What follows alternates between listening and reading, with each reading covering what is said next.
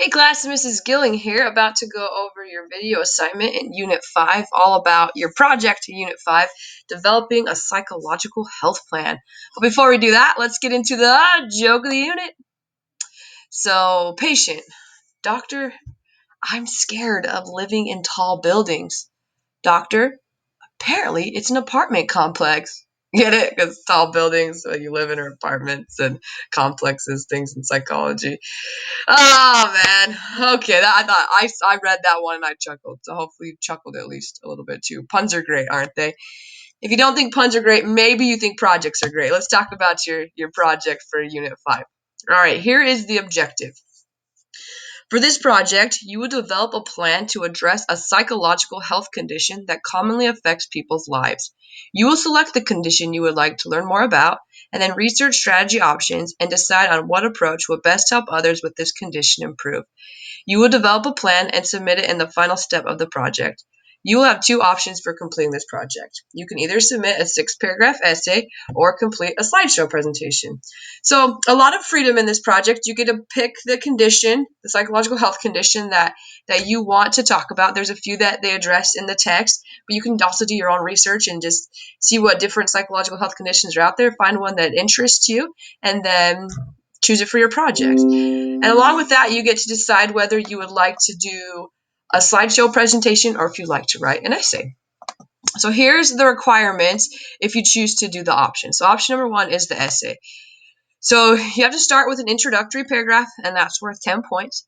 Start with something to grab the reader's attention. So an interesting fact, a short story, a quotation, etc. Just something that brings the reader in, and then introduce your topic. After you've introduced your topic, then list your thesis statement. Tell the reader which psychological condition you're presenting a health plan for, and then list your 4 main points. And these are essentially what your 4 main points are going to be. So you have to have your first body paragraph that describes the condition, and that's worth 15 points. So describe the psychological condition you chose to research. Make sure to explain the symptoms of the condition and what causes it. In your second body paragraph, you're going to list behavioral strategies, and this is worth 15 points. So explain the behavioral strategies that might help with the condition you chose to research.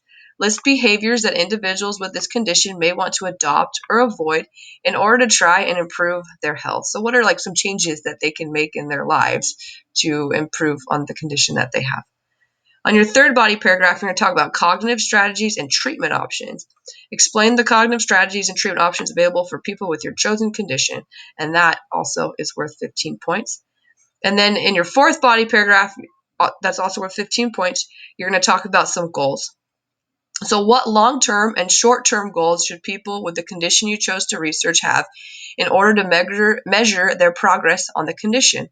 What consequences would you predict if a person chose to follow or not follow your plan? So with everything that you suggest them to do with the different treatment options, the cognitive strategies, the behavioral strategies, the goals, if they follow your plan, what should they be able to expect? What changes should they expect? If they don't, what do you think might happen? Then you're going to write a concluding paragraph worth 10 points, where you restate your thesis statement and the 3 main points. Make sure to do citations. So this project does require some research. I want you to use at least 3 sources, and I want you to cite them using MLA format. And then your grammar is worth 10 points. Make sure to double check your spelling and your punctuation. You want this to be neat. This is a pretty big paper. So that's option number 1. Excuse me. Option number 2 is the slideshow. So for the first slide, you're going to have a title slide. It's worth 5 points. Basically just a beginning slide with your name and a title of your presentation. Pretty simple. Your second slide is your introductory slide worth 10 points. And in this one, you're going to list the condition you're going to talk about and give an overview of what each of your slides are going to address. So I chose this psychological condition, and I'm going to talk about this, this, this, and this in the slideshow. And that is worth 10 points.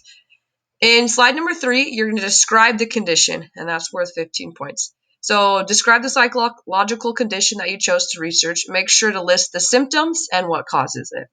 In your fourth slide, you'll talk about the behavioral strategies, worth 15 points. Explain the behavioral strategies that might help with the condition you chose to research. And just like with the paper, list behaviors that individuals with this condition may want to adopt or avoid in order to try and improve their health. Slide number 5, cognitive strategies and treatment options. Again, just the same information that you're including in the essay, just in the slideshow format. So list the cognitive strategies and list the treatment options available. Slide number 6, goals. What long-term and short-term goals should people with the condition you chose to research have in order to measure their progress on the condition? What consequences would you predict if a person chose to follow or not follow your plan? And then slide number 7, the concluding slide, and it's worth 5 points. Summarize the main points of your slideshow. So just remind us the things that you talked about in your slideshow.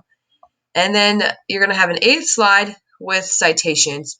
And this is worth 10 points. So just like the essay, you still have to do the research. So make sure to include 3 sources on your citation slide and list them in MLA format.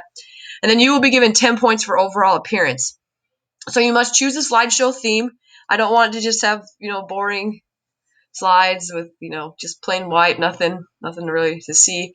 Pick one of the themes and include at least 4 pictures in your presentations. You can't just put 4 pictures on the last slide. You got to spread the pictures throughout, make it look nice, make them have meaning to them, but at least 4 pictures. And make sure to double check your spelling and punctuation as well. We want this to look good. But that is your project right there. Those are the 2 options. Definitely remember, you only have to pick one, and you're going to work on these kind of throughout the unit. It'll say, hey, focus on this step now. And when it does, just open up the document you're working on and focus on that, and then you'll submit it all towards the end. If you have any questions, please reach out to me. But other than that, good luck on your projects, guys. We'll talk to you later.